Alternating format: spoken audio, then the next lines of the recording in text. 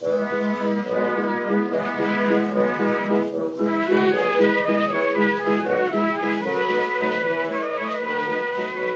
to Loremen, a podcast about local legends and obscure curiosities from days of yore. I'm James Shakeshaft, devourer of worlds. And I'm Alasdair Beckett-King, devourer of chickpeas mainly. In each episode, we'll unearth pieces of forgotten folklore and hold them up to the searing light of our arbitrary scoring system. This story tells the terrible tale of a gun-toting vegetarian. So, James. Hello. My story comes from Ghosts of Wales by Peter Underwood, President of the Ghost Club. Ooh! I think I've got a book by Peter Underwood, President of the Ghost Club. Yeah, I should be clear that I'm not saying from my knowledge that he's President of the Ghost Club. I'm just reading the front of the book. Peter Underwood, President of the Ghost Club. It says it in what I think is probably .11 font underneath his name. Oh, that's good. And he is, I didn't realise, but he is one of our nation's, or possibly Wales's, foremost ghost hunters. He's very famous in the paranormal community. Yeah, I mean, if you're in the Ghost Club... You'll have heard of the President. Who's the President? I can't work out what the first rule of Ghost Club would be. Don't tell people there aren't any ghosts. So that really messes things up for us. Is he president for life and beyond? Well, I mean, I think he's based on the age of this book I'm holding. He's probably dead. I don't want to imply that I've done bad research, but I'm going to say he's dead. So this story comes from, I think, northern Wales, and as a consequence of it being in Wales, I'm going to mispronounce several words, probably. Several L's. Yeah, there's some L's going on that I think it's, but I don't know. Cla. Yeah. Sorry, the Welsh. Yeah, apologies in advance for the Welsh. And if I have to do a Welsh accent, it's going to be like a proper and the South Walian accent, which is not all right. we can do. It's the only one we can do. But this is North Wales, where they basically sound Scouse, so I'm not... Oh, really? Anyway, the story I'm going to tell you is the story of Shelley's ghost.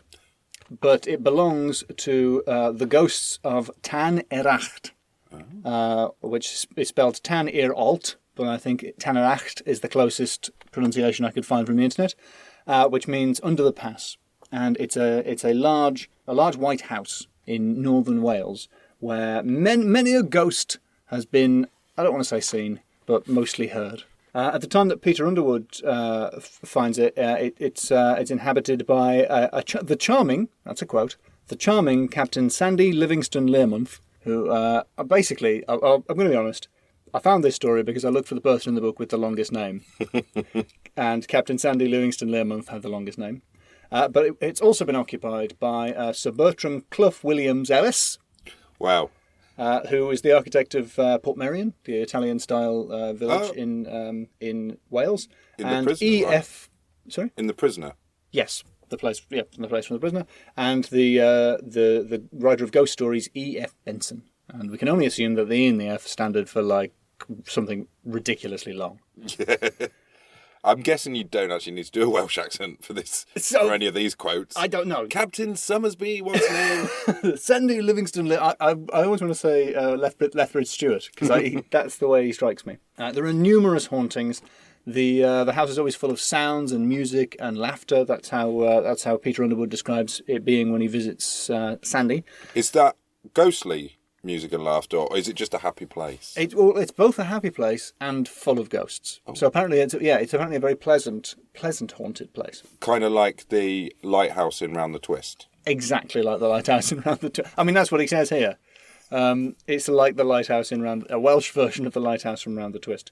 A couple of the ghostly things that happened on 2 occasions. People have seen climbers in the rocks overhead, there's a rock that is called Hound's Head. I've seen climbers fall from things, including Hound's Head, and then have run and seen them hit branches and be injured, and then have run there and found that there was nobody there at all, even when search parties had been sent out. And Sandy himself was visited by his deceased wife. He heard her pull up in the car, and then he ran to see, and then nobody came in, but the cat and the dog both came and sat in the hall and watched nobody walk into the house. They turned their heads in sync as nobody came through the door. But the most exciting story is the story of Shelley's ghost, because Percy Bysshe Shelley, the romantic poet, stayed in the house between 1812 and 1813. And I guess you know who Shelley is? Yeah, he's a poet. He's a poet. And he's a romantic. I'm glad you said his middle name, it turns out. I did Google how you pronounce his middle name. So Shelley was a romantic poet / radical / vegetarian / heavily armed hippie. And that will come up later. Was he a pothead? He probably was a pothead. So he thought the government were after him, but I've looked it up and the government were after him. Oh. Because of his radical, atheistic, seditious views. Like, he was sort of a proto-social. He was like Russell Brand if Russell Brand had a flintlock in each hand. Oh. Flintlock may not be the historically accurate gun, but whatever it was. One of those crap guns that they had back then. Yep. I think a flintlock. Pistol. No, flintlock was a two-handed one. I've made a fool of myself in front of the gun crowd. Yeah, that's really your audience. That's 50% of the listenership gone. Yeah. The hardcore gun nuts are out. A flintlock! So Shelley he'd been causing trouble in Ireland, I think, and then he'd gone to Dover, and he'd been kicked out of Dover because one of his servants pinned his poems to trees, and they were too seditious, so he was kicked out of Dover, and so he ended up in Tanerlacht in Tremadog, Wales, where he took a house and immediately started causing trouble and making enemies for himself there.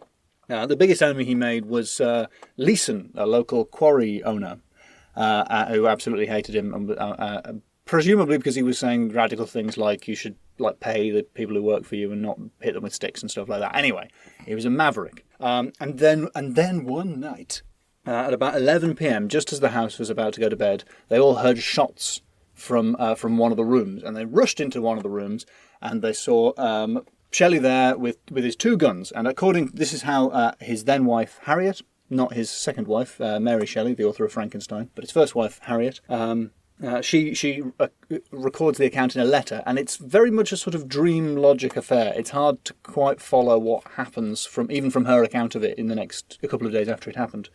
It appears that he saw a man at the window with a pistol, and so the man fired at Shelley. Shelley fired. You're already looking sceptical. Yeah. All right. Well, just tone it back. Okay. Because it gets less realistic. Oh God. Shelley tried to fire, but his gun flashed in the pan. But he managed to fire his other gun, because he was carrying two guns as per Shelley. And because I think it took about 40 minutes to reload these guns, so that's why you had two. And he managed to pop a cap in the shoulder of the man, and they wrestled by a tree. Now, you'll have noticed that they were indoors at the start of this sentence, and now they're in the garden. And in no account of it can I understand how they get from being in the house to being in the garden. But they wrestle, and the man threatens that he's going to murder Shelley and ravish his wife and sister, which is a horrible thing to say. Was his sister in the house? His sister wasn't in the house, but I'm not even sure if he had a sister. Oh, wow. He may have had a sister. I should have done some research. That's a bold threat. It is. And also, I don't really like ravish, because ravish is a word that's softened over the years. It sounds like a brand of chocolates. It's sort of, a horrible thing to say. So that man ran off. And so obviously the household, this is about 11 p.m. The household was pretty worried about that, but they all agreed he was pretty definitely not going to come back. So they all went to bed. And then at about 4 a.m., they all heard shots from a different room, and they all ran into the different room. And Shelley was there with his gun. And what he had seen, and I think the phrase is, he had seen a man reaching through the glass with a gun. Now, I don't know what's meant by that, or reaching through the window. I don't know whether that's going through the open window or actually physically reaching through glass to shoot at him. And had taken a shot at Shelley, and Shelley had fired back, I think shattering the glass in the window. And was in a terrible state. You're doing a wry smile of this guy's a nut bar. Yeah. But there was a hole in Nellie's... Sorry. But there was a hole in the rapper Nelly. Oh no, he had so much on his plate. I mean, if he would have had one of the guns that you can shoot several times in a go. Not two separate guns. There was a hole in his nightgown, and there was demonstrating your gun knowledge there. It's a gun you can shoot several times in a row. Yeah, I'm looking for one of those guns you can shoot a lot, please. I don't want to have to spend 40 minutes reloading. You're winning back the gun crowd that you lost earlier, definitely. Yeah, they're very much in at the moment. So the bullet went through his nightgown and lodged in the wall.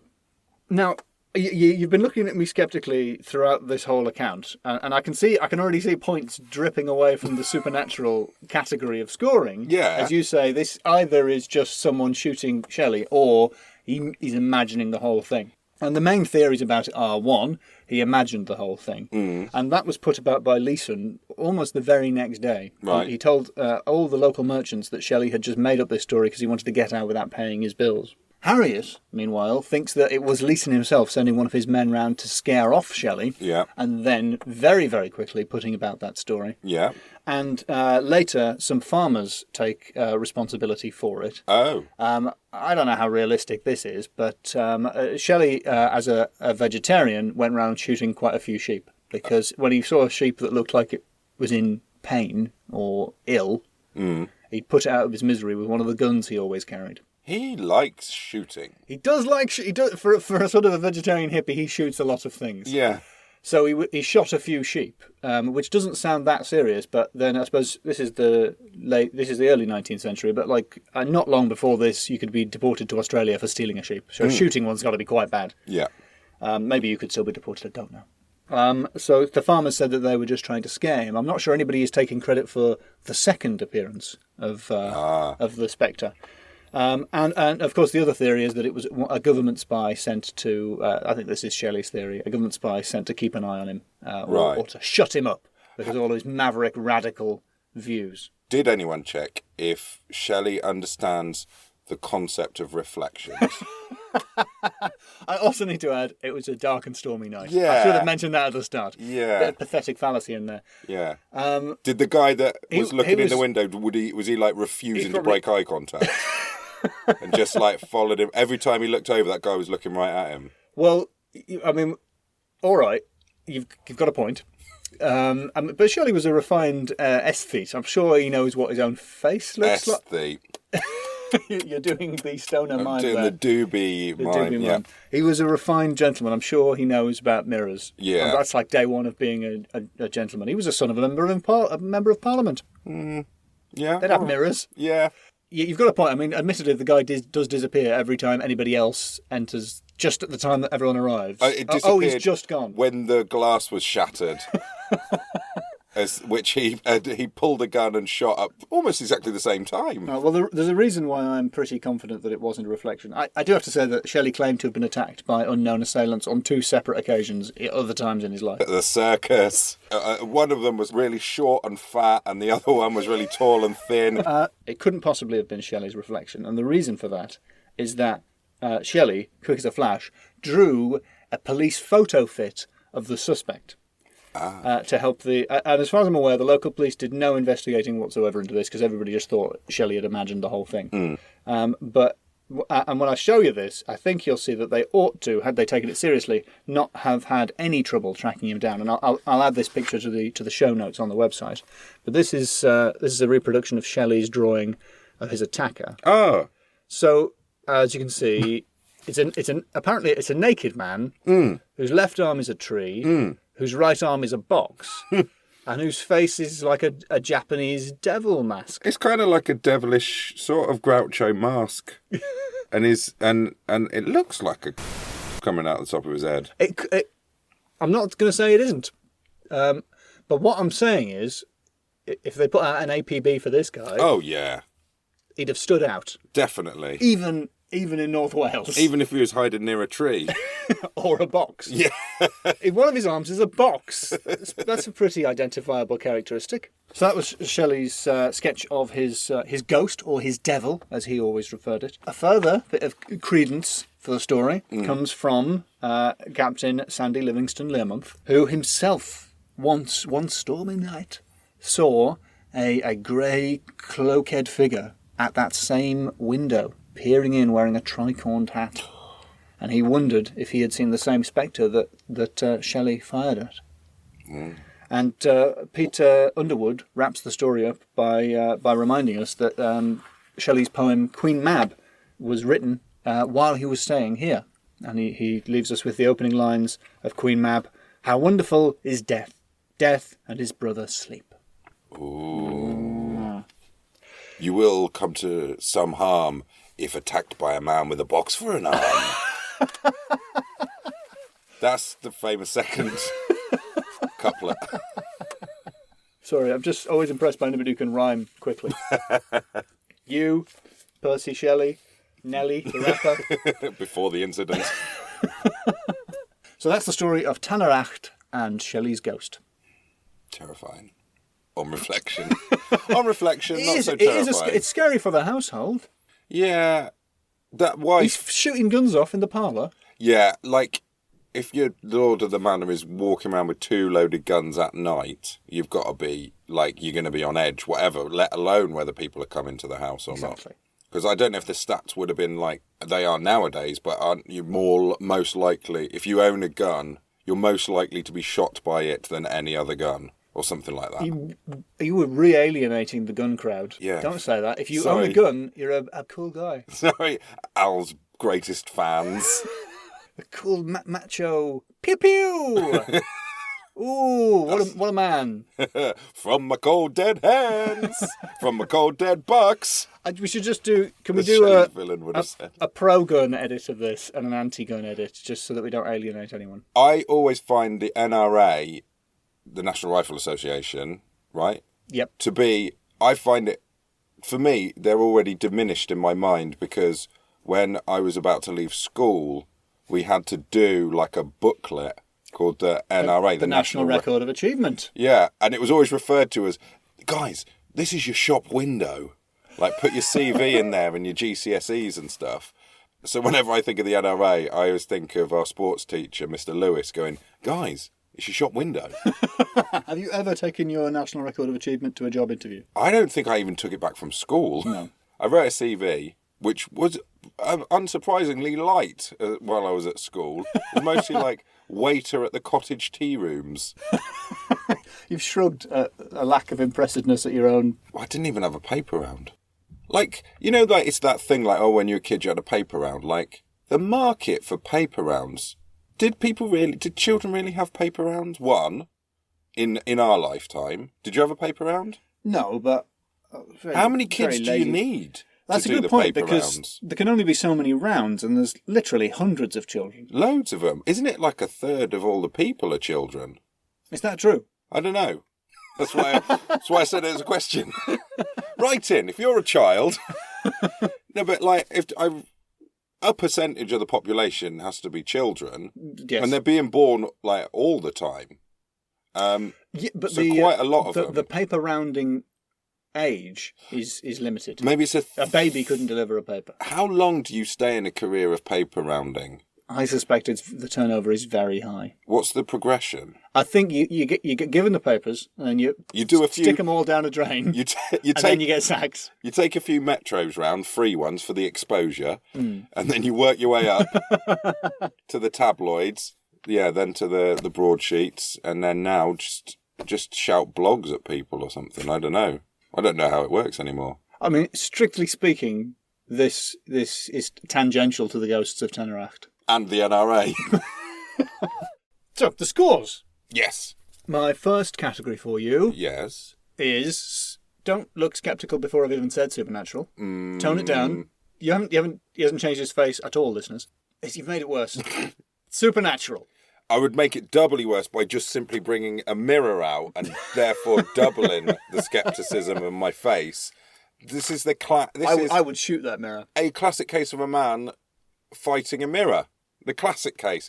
It's a tale as old as time. Exactly. Like you're in a shop or walking down a high street, you catch a glimpse of what you think is a creepy old man in the window, and you look, and it's you. And I tend to think it's a girl because I've got long hair. Oh. I regularly think my reflection is a girl. Right.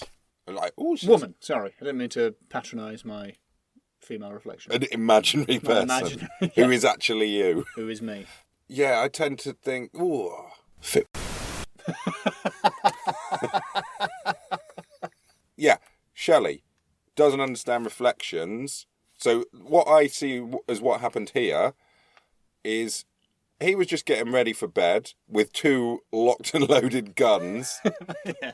And then he catches a glimpse of what he thinks is an imposing figure at the window, draws, shoots, thinks, oh, I've done it again. It's a reflection. Or Was he like someone who was like famously quite good looking, or is that Byron? I don't think he wasn't quite as much of a lady killer as Byron, but he was still fairly seductive. They were contemporaries. Yes, they were both together in Geneva when Mary Shelley wrote Frankenstein. Right, so he might have been, he might have been a bit, jealous of Byron's lady-killing ways. Not killing. He didn't kill anyone. Did he kill anyone? Byron probably killed a few people. Yeah. He was involved in the More than Greek just Revolution, I think. More than just sheep. Yeah, but Right. I don't know about Shelley. But he might have been jealous of his handsome friend and then thought, oh, if this gets out, that I thought this monster... He might have shouted like, oh, what an ugly... before he shot. And then like, oh, if this gets out that was me, that's going to be quite embarrassing. I'll dive out the window, scuffle myself up near a tree, and then come back in. And they go, what happened, Shelley? And we're not going to try and pronounce your middle name. And he'd go, oh, there was this blooming fella tried to attack me. And all the things he said, oh, terrible. And I chased him off, no one worry. And then gone back to bed. And then kind of thought, right, I need to really hammer home that this definitely wasn't me and misunderstanding a reflection. So he just did it again in the middle of the night. That's what I think happened. So is that a high score for Supernatural? No. No, but I really like the little side story of the wife coming home. That was actually quite chilling. Imagine a cat and a dog looking at a thing. It's spooky. Yeah. I've got a little toddler and he's getting into the frightening phase where they start, like he was crying the other night and I went into his room and he was looking up into the corner of the room and said like, stop it, to the corner of the room. Like, mate, if you want me to come in here, you're going to have to be less weird. But I do like the idea of the box arm, that there's that a form of devil has a box for an arm. Or maybe it's like its right arm, because it was the right arm of the demon in the picture, is so chilling that it keeps it in a box. It could have been in order to reveal it. So, yeah, I'm going to give this a 4. A 4 for Supernatural? Yeah, because you were looking so sceptically. I was expecting... I'm not arguing. I was very chilled by the ghost driving wife story. Good.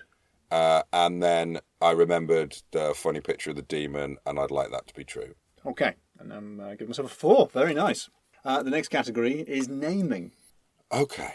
There are a lot of big names. Yep. Not very funny. Whoa! And they're difficult to pronounce. Yeah? Percy Bus Shelley? Bish. Bish. Percy How's Bish it spelled? Shelley. B-R-Y. B-Y... hold on. Is it Briss? The Jewish romantic poet. What is it, Briss? It's when you have your circumcision. Yeah. They shoot it right off. In a mirror. They can only aim using a mirror. It's Percy Bish. Found the page. So we're in Tremadog, Gwynedd. These are the ghosts of Tanerlacht. I mean that under the pass. The underpass. What's spookier than an underpass? We've got Percy Bish Shelley. We've got Bertram Clough Williams Ellis. Sir Bertram Clough Williams Ellis to you. Portmeirion, E.F. Benson, Captain Sandy Livingston Learmonth. I mean, they are annoying. The artist Kiffin Williams, didn't mention him. But, the artist currently known as Kiffin Williams. There's the Birmingham Cave and Crag Club. Oh, wow. Some of the climbers involved. There's a doctor called Dr. Brothers. Oh, okay. This is getting better. I didn't even bother mentioning those. There's Hound's Head, the name of the rock. Yeah, just saying it like that doesn't make it better. Hound's Head. And that's all the names. I think, by your own admission, you look through this book to find the longest names. Yes. You've tried to force the naming score, and I'm going to kick back against that. I'm going to say 3. 3? Because they're quite annoying names. They're not written down how they're said, most of them, for a start. Sorry, Wales. Sorry, Shelley fans. All right. Hubris. Hubris. Hubris. Very overconfident he was on his way into that circumcision. Yeah, you don't want to be overconfident handling babies' penises. Right, my next category is photo fit, but it's photo for it, where it is Stephen King's It. Oh. Because the terrifying figure that I showed you and we described for the listeners, which seems to be a phantom Shelley's devil. Like, it would metamorphosize, wouldn't he, into the thing that you were most afraid of. Branches, boxes. All at the same time. Yeah. Half a devil's face. It looks a bit like that. It's probably got a name. It's like an internet meme thing. I don't know. But yeah. Sorry, kids. Now, sorry, the youth I who can't believe understand you've this. alienated kids. All children. Or however many there are, we don't know. And the gun crowd as well. And my former sports teacher, Mr. Lewis. He's not going to be pleased. If the NRA is a shop window as well, it's quite appropriate, I think, that it's obsolete in the age of the internet. Just like all shops. Yeah, just like a high street, just boarded up. And I think Percy Shelley will agree, windows. Evil. I think that is one of the strongest. Definitely. Yeah, me too. It is actually genuinely a distressing, frightening, dreamlike image. It's distressing to think that some poor sod thought they saw that. That must have been terrifying for them. So 5 out of 5. 5 out of 5 for Definitely. Fate. Great. The next category is failures of the emergency services. Insofar as no police, no local bobbies, such as they had back in the day, followed up on the photo of it. Nobody took Shelley's complaint seriously, and when all those inverted commas people fell off the rocks, people they didn't find anyone. No, shooting the sheep, I suppose, as well. And he shot the sheep. Yeah, I mean, presumably there's a legal recourse for someone who goes around shooting your sheep out of quote compassion. Yeah. Why'd you shoot these sheep? You're a vegetarian. I shot them because I liked them. Shelley's coming round. I've got a bit of a cold. Oh, God. Hope he hasn't brought his guns. An early advocate of euthanasia. Euthanasia. Very nice. Oh, we need an air horn. Can we buy an air horn? Just like the romantic poets would have used every time they did a rhyme. No wonder no one liked him. No wonder. Get out of Devon. What was it again? The category is failures of the emergency services. Yeah, the people falling off the rocks. That's... No, 5 out of 5 for that. Brilliant. Institutional failures. No wonder he hated him, old Shelley. Yeah. I mean, it's pretty clear in retrospect that Shelley was pretty much right about everything, I think. Which makes that picture doubly terrifying. Indeed. Like, doubly terrifying, like if you held it up to a mirror. And my final category, gun poet. Gun poetry, yeah. I can't think of a shootier, I mean, apart from maybe poets who fought in the First World War, I can't think of a shootier peacetime poet than Percy Bysshe Shelley. That's a good caveat, yeah. Because like Wilfred Owen and Siegfried Sassoon probably shot a few. That was very much like... It was quite a shooty event. Very much the point of the whole thing. It was awfully shooty. Siegfried Sassoon grabbed a live grenade and threw it back into a German trench. Earning himself the nickname Mad Jack. Really? Percy Shelley was attacked by Stephen King's It, so everybody's had it tough. A mirror ghost. He's got at least 2 guns on him at all points, ready to shoot sheep, whatever, all comers, sheep, windows, probably shooting people off the rocks. Yeah, that was probably him. He'd have a go. He might have happened in a different century, but I wouldn't put it past him. He probably shot that bloke's wife. Well, you did go... See, the original category was gun-wielding poet. Gun poet. And then you put in the caveat of peacetime and reminded me of all those World War I ones. So it's gone down to a 4. Just because of Wilfred... Yeah, and the Sassoon guy. I did a slow nod in honour of our fallen soldiers. It's a 4, all right. I'm not budging.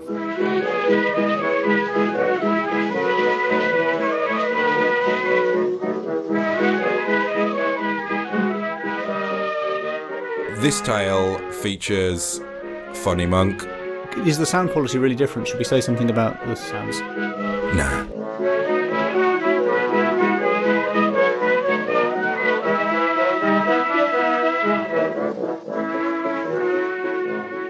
This one's Malmesbury. I didn't look at the bit of Wikipedia where it tells you how to pronounce it. Malmesbury Abbey. M-A-L-M-E-S Bury Abbey. Malmesbury Abbey. Malmesbury Abbey. Malmesbury Abbey. And this is a tale of oh crap, Superman. A guy called Oliver the Monk, or Brother Aylmer, which I guess is probably the original name. For some reason, they translated his name into modern terms because we wouldn't understand that people in the past had silly names. I don't know whether to go with Brother Aylmer or Oliver the Monk. Oliver the Monk. Oliver the Monk. Yeah. Okay, so in 1010, Oliver the Monk, inspired by the Greek fable of Daedalus, Icarus's dad, built himself wings and jumped off the top of Malmesbury Abbey Tower.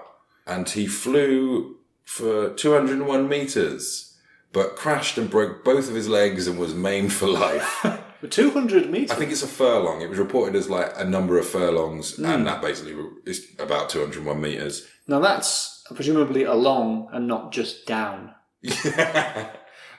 They think it was 15 seconds worth of flight. They sort of reckon that's how long. Pretty good, Oliver the Monk. And he, in later life, always complained, probably apart from the fact that he's got broken legs, that he should have had a tail.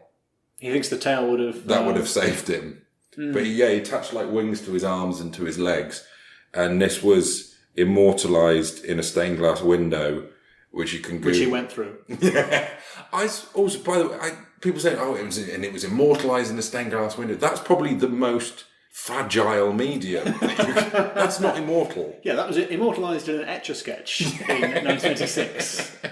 So, and this stained glass window, and the stained glass window shows him holding like a mini glider and like looking off into the distance. It doesn't show him ploughing into the earth. But almost has like a thought bubble thinking, should have had a tail. I knew it. And that wasn't the end of his superpowers. That wasn't even the beginning of his superpowers. He also prophesied the Norman conquest when he saw Halley's Comet. This is apparently what he said, and this must be translated, because this is, for once, this is not me reporting speech inappropriately for the time. This is word for word what This is word for word what Wikipedia says. That he said to Halley's Comet, I can only imagine, "You've come, have you? You've come, you source of tears to many mothers. It is long since I saw you, but as I see you now, you are much more terrible, for I see you brandishing the downfall of my country." It's not specifically about the Norman conquest, is it? No, He could definitely have been more specific. Yeah, I think so. But that's prophecies, aren't they? Yeah, that is prophecies, yeah. No, by prophecy, far be it from me to criticise it as a prophecy. It's excellent. Yeah, it's bang on. I think as a prophecy, it adds something in its argumentative tone. You've come, have you? What are you doing here? Anyway, yeah, I did more research than just Wikipedia, mind. I looked at Malmesbury Abbey's website, and having looked at a lot of websites for folklore-related things, this is quite a good website, surprisingly. Really? Because if you haven't looked at folklore websites, it is, would you say 1999? Oh, yeah. It is a world of blue hyperlinks and animated GIFs. They're definitely... And signing our guest books. Oh, yeah. And visit accounts that don't work anymore. But what's good about them is that they are protected against the Millennium Bug. It's got quite a fancy website that lists the achievements of Malmesbury Abbey. It's got a number of firsts. The achievements of the Abbey? Well, it was the home to the first Saint of Wessex, St Adhelm. The first King of England, King Athelstan the Glorious. And the first man to fly, Brother Aylmer. See, so that kind of undermines them all. I mean, if that guy had just been King of England for 15 seconds, yeah. I don't know if he'd be that bothered. And also, another thing, in doing a little bit of extra research about the Abbey, it has the gravestone of Hannah Twinoy, died in 1703. And they didn't list this on the list of achievements, but she was the first person to be killed by a tiger in England. Wow. But... So the tiger was in England as well? Yeah. Not the first English person to be killed by a tiger, but the first person to be killed by a tiger in England. In England, yeah. If anything, that is an achievement of that tiger. Yeah. More than of her. Well, confusingly, it happened in a pub called the White Lion. That is annoying. Yeah, that is not... They're not optimising their SEO there. There's like a little thing. Again, I took a picture of a website. The website Wikipedia. Yeah, I've heard of it. And this is there was like a plaque and an inscription, and it says, "To the memory of Hannah Twinoy, she was a servant of the White Lion Inn, where there was an exhibition of wild beasts. and among the rest a very fierce tiger, which she impudently took pleasure in teasing, notwithstanding the repeated remonstrance of its keeper. One day, whilst amusing herself with this dangerous diversion, the enraged animal, by an extraordinary effort, drew out the staple, sprang towards the unhappy girl, caught hold of her gown, and tore her to pieces. And her gravestone says, "In bloom of life, she snatched from hence. She had not room to make defence, for tiger fierce took life away. And here she lies in bed of clay until the resurrection day." Little caveat at the end, which is clearly not part of the rhyme scheme. I bet if she's been truly torn to pieces on Resurrection Day, she's just going to be sort of tumbling in, couple of limbs, a few organs. She's in collops. She's going to need fully colloped. Bunch of pillar slips to get through them pearly gates. But that's for future reference, James. If I'm mauled to death, don't put it on my gravestone. Everyone will know anyway. Well, I don't want a poem about it. I don't want a rhyming thing. Alasdair killed by owls. And they could see the inside of his bowels. Yeah, that is exactly the kind of thing I don't want on my grave. And now we shall score for Malmesbury Abbey. For Malmesbury Abbey. Malmesbury Abbey. Malmesbury Abbey. I think I need to have a run up to it every time. Malmesbury Abbey. Okay. First category. Firsts. Ooh. Yeah. Are you thinking you're getting extra points just by putting firsts first? It's confusing. You've manufactured an extra first? Yes. Okay, well, what firsts were there? First King of England? First was the first saint of Wessex, St Adhelm. Okay. First King of England. Whoa. First saint of Wessex? Yeah. Well, how many saints of Wessex have there been subsequently? I don't know what even a saint of Wessex is. It's like, do you have it's like a patron saint? You don't. You can't have it's the not a patron temporary saint of a position. place. Like Saint Anthony is not the first patron, the first saint of travellers. He is the saint of travellers. The first saint of children. It's not unless there's backup saints that you pray to if the first saint is not available. Like busy. Yeah. Like Santa's helpers at Christmas time. There's other miscellaneous secondary and tertiary saints. Yeah, wait a minute. What do you mean the first saint of Wessex? Did I write that down wrong? I don't care. That one's out. I'm vetoing first, it. So your first, not a first. Okay, well I've still got the first king. We're on a hard zero so far. First King of England, King Athelstan the Glorious. That one counts. That is good. So that's one first you've got so far. Oh no, the first man to fly. I'm going to allow it. I'm going to allow it because he did fly for 15 seconds and that isn't falling. He clearly glid. Windy. He must have glided. Yeah, that's a certain distance. Glowed. We can say glowed. Glowed. You must have glowed. Or is gliding flying? Well, according to the film Toy Story. Yes. It's falling with style. Well, but that film sort of disputes whether or not it is falling. You're right, at the end Buzz admits that he's not actually flying. Yeah. No. Oh no, but then they're still friends. No, he does just admit it's not flying. So 0 points so far. Well, I've got first. One first, the King of England, King Athelstan the Glorious, we all know. Yeah. He's one of the most popular ones. He's got all the money. The first person to be killed by a tiger in England. 2. That classic. Two firsts. Benchmark. It's 2 out of 5. Damn it. I should have at least thought of 5 as well. Yeah, you were never going to get more than 4, and you've only got 2 because I'm vetoing 2 of them. I thought but maybe it's the first tiger to kill someone. Oh, you're including the tiger now? Yeah. What connection has the tiger to Malmesbury Abbey? It was near it when it killed Hannah Twinoy. You're lucky I'm not taking points off for that attempt to squeeze more points out. No, the tiger's not buried there. Yeah. I'm sorry to have to be so strict, but I feel like you've been quite cheeky. Okay. So, second category, hubris. Oh, there's a lot. Yeah. So his hubris led him to think that he could fly, and then even after he'd been injured for life, that the only thing that was wrong with his plan was the lack of a tail. Yeah. So you know that if he'd been anything less than completely incapable of movement, he'd him back up that church spire with a completely unnecessary rudder tail. It reminds me like that thing they used to, was it Red Bull or something sponsored that event where people would jump off the pier? I should imagine it was, yeah. And they just went straight down. That's what I imagine this was, but a monk, so slightly funnier. Well, yeah, but not into water. So, because what's funny about those is there's a big sort of hilarious splosh as everyone plummets into the water. However you might feel about it, no one wants to see a monk crushed. hubris of Hannah kept teasing a tiger. She had a tiger by the tail. And she was told not to, but she still carried on thinking, so this is an hilarious game. This teasing went on it was a long-standing exhibit. The tiger was there all the time, and this went over weeks and months. I don't know if we can guess that much detail. It definitely, she was told not to, but she carried on, seemingly on a different day. It is, as workplace harassment goes, it's an extremely hubristic case of that. Yeah, and also, King Thingy the Glorious. Oh, is that hubristic? I don't know how glorious. He's dead now, isn't he? Yeah, exactly. Fair enough. No, that's quite hubristic, to be king and then to die. And Ollie the monk had the hubris of thinking that he could have a chat with a comet and tell him off as well. All right, it's 4 out of 5. How about that?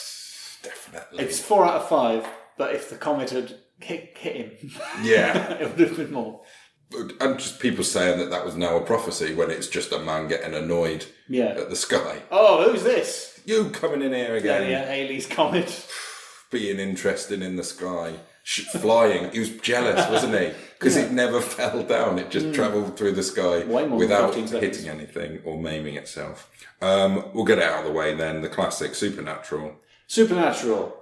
A nice round 0. Yeah, big facts. It's not even worth debating. I don't think. I can't. Sorry about that. I feel bad. Naming, though. Naming. Hannah Twinoy. Oliver the Monk. Which is actually quite a good name, even though it sounds rubbish. And he's got 2 names. Brother Aylmer or whatever. Brother Aylmer. Brother Aylmer? Again, I didn't look at the bit of the Wikipedia page that tells me how to pronounce things. So he's got 2 names. You've got Ollie the Monk. What was it? Athelstan? What was the name of the king? Oh, I just can't remember that guy's name. Athelstan, yeah. I did remember it. Athelstan the Glorious. It's a good nickname. That's a great name. The tiger, yeah. The tiger. Did the tiger have a name? No, but it was sometimes spelt with a Y. I feel like I was maybe overly harsh earlier, so I'm going to say 4 out of 5 for naming. Yes. Including tiger being spelt with a Y. Yes. In the name. I didn't think I'd get that past. So, James, you have a hilarious joke that you've written down to end this episode with. Yeah, I guess you could say that Oliver the Monk wasn't... in his attempt to do flight, wasn't one of the right brothers. He was the wrong brother, because he was a monk. He was less right, more wrong brother. He was less of a right brother, more of a wrong brother. Yeah. So this... I'll feed you into it again. So how would you sum up this story in an amusing way, James? Well, if you imagine me taking off my sunglasses while I'm saying this, it'd be this monk in trying to fly proved himself less of a right brother, more of a wrong brother. No, thank you.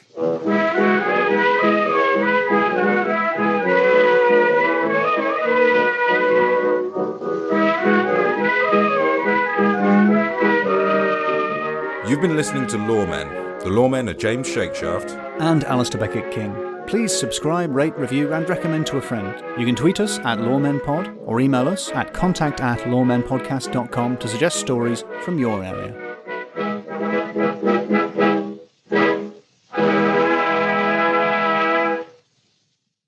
This story tells the nightmarish tale of a gun-toting vegetarian. Yeah, lock up your sheep. This one. Oh, I